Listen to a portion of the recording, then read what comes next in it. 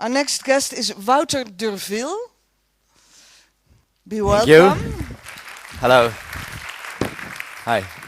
Nice to meet you. Wouter Durville owns a social enterprise which is called OneforOne. And I think you brought something that you're selling. One of our products. Yeah. One of our products. In the past, I'm not going to tell something on about your company because I think you're going to do it yourself.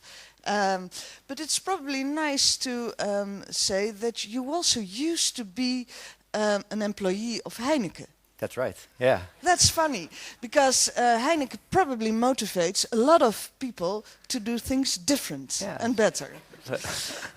You're very young, I think. How old are you? 31. All right, yes, in my vocabulary, that's very It's all young. relative. That's very young. All right, I'm not going to say something on what you're going to tell here. Your organization is a market organization. It is not a non-profit organization, but an organization for profits, but also wants to do it in alternative ways. Yeah, absolutely. Yeah. All right, take the floor. All right, thank you. So I hope today to inspire at least one of you to one day also become a social entrepreneur. And my name is Wouter, and I'm the founder of OneforOne, a social enterprise. And with every product we sell, we sponsor a similar product for people in need in Africa, OneforOne. However, I'm here today not to talk so much about our company, but actually more about the journey that inspired me to become a social entrepreneur.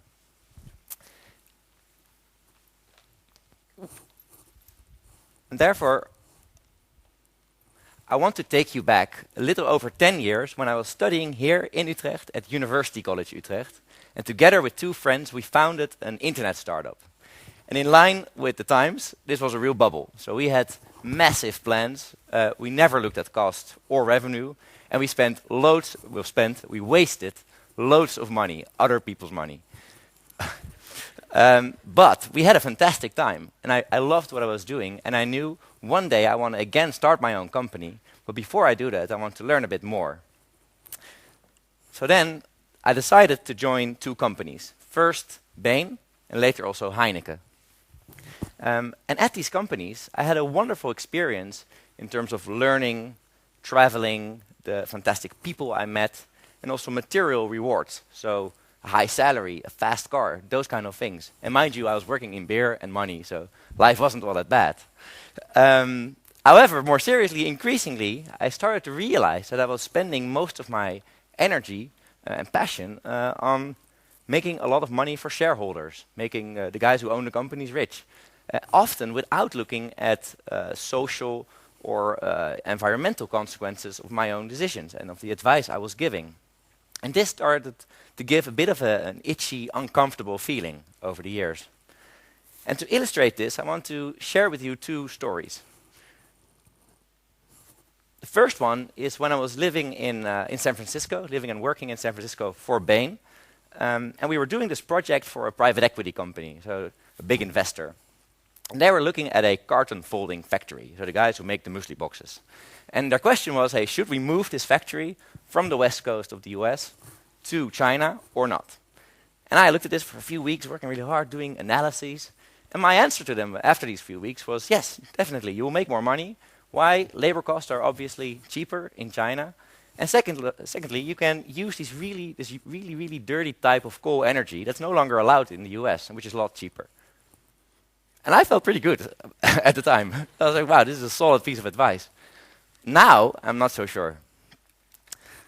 Another story I want to share with you is when I was living in Rio de Janeiro in an expat apartment just like this for Heineken. Pretty amazing. Rooftop swimming pool, view on Ipanema beach, amazing. And just, maybe one nice anecdote. I was staying there the first few days alone, and I heard all these fireworks during the night. I was like, what are all these fireworks? So I asked my colleagues in the office, and they were, dude, that's not fireworks. That's gunshots of people fighting. I was like, you're kidding me. And then increasingly, I actually became aware, like, Jesus Christ, like only 50 meters down the road, there are people living in real absolute poverty, while I live in this bizarre luxurious bubble just across from them.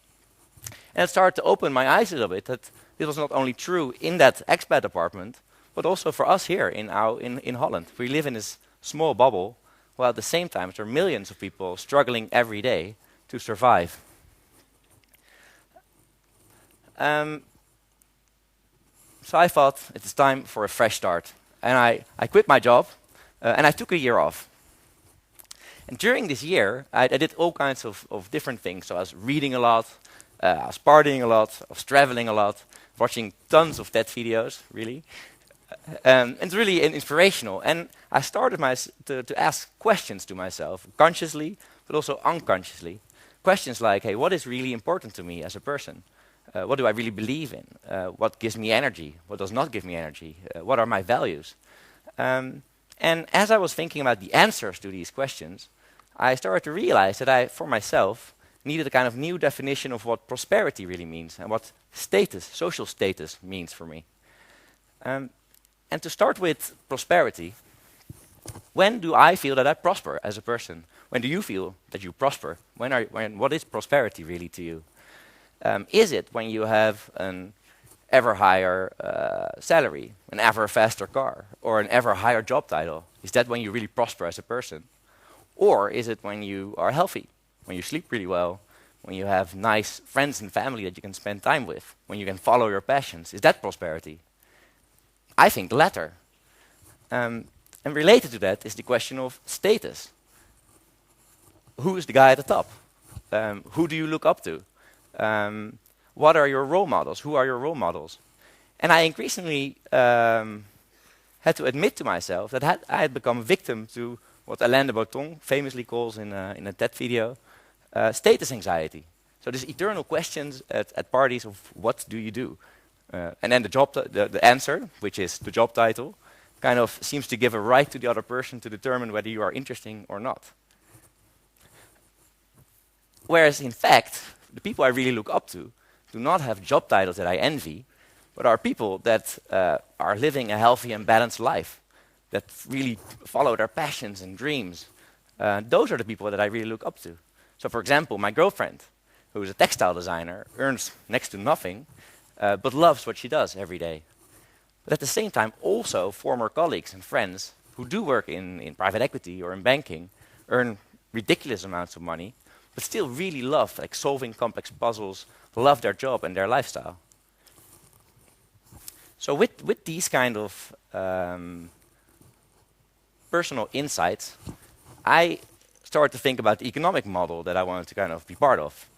And it implied for me kind of a new model where companies really add social value and do this in an economic and ecologically sustainable way. And I think that our current model of capitalism and consumerism did a fantastic job of giving us in the West, providing us in the West with our material needs. So we have enough shelter or food or clothes. There's enough of that here in Holland. In developing countries, however, I think this model is still extremely powerful and important to get people out of poverty. But here in our countries, I think the question we should ask ourselves is, when is enough enough? Do I, as a person, do I need twice as much stuff, things, houses, cars, as my parents? And then my kids, again, twice as much, and so on. Is this sustainable, you think? No, of course not. So I think it's time for a new model where companies really create social value and do this in a truly sustainable way. So with this kind of background, I then started my search for a business idea. So what could I do that would fit these kind of values and these kind of insights? And I started to look at this and kind of simplified. I saw two directions I could go: green and social. And fortunately, on the green side, I saw many amazing, fantastic new initiatives and innovations occur. However, I was a little bit disappointed that on the social side, I saw relatively few innovations compared to the green side. Just to give you an example of clean drinking water, there's about 1 billion people without access to clean drinking water today in developing countries, 1 billion. And because of this, almost 3 million people die every year. That's 1 every 10 seconds. Let's count. That's 1 2, 3, 4, 5, 6, 7, 8, 9, 10. That's unacceptable. So I started to think about this from a more entrepreneurial perspective. Can I do something about this? And then I came across the buy one, give one model. So you buy something here, you give something similar to someone in need in a developing country. And I fell in love. I was like, wow, this is a great model that I want to bring to Holland as well. And I want to apply it to our basic needs. So water, healthcare, energy, those kind of products. And this is kind of how actually OneforOne emerged. And I can proudly say that we now have our first 3 products after about 18 months. So we have a water bottle, we sell health insurances, and green energy for the home. And to illustrate a little bit how our model works and how we try to combine social value creation with environmental and economic aspects, I want to highlight the example of our water bottle. So this bottle has been specifically created and developed as an alternative for the thousands and thousands of plastic bottles that people throw away every day, here in Holland and also in other countries. This is a sustainable alternative. You can use it every day. It's made of stainless steel. So that's the ecological part of the story. The social part is that with the revenues we generate, or part of it, we fund water pumps in Africa. We help people in Africa build their own water pumps. That's the social impact. And then thirdly, the economic story of what we do is that we make a small margin, a small profit on every product that we sell. And therefore, we can also cover our own cost and have an economically sustainable model that's not dependent on one-time subsidies or on donations, for example. And basically, this is how we try to develop each of our OneforOne products. Now, that said, to be honest, it all sounds really amazing, but life as a social entrepreneur can be really, really tough, especially financially. It can be really hard to kind of make ends meet as a social entrepreneur. And therefore, I want to end my talk with a piece of advice that I got from another social entrepreneur, and I hope it might be valuable to you as well one day. And he told me, when I started OneforOne, he said, Wouter, as a social entrepreneur, if you want to become successful, you have to bag, steal, and copy as much as you can. Thank you.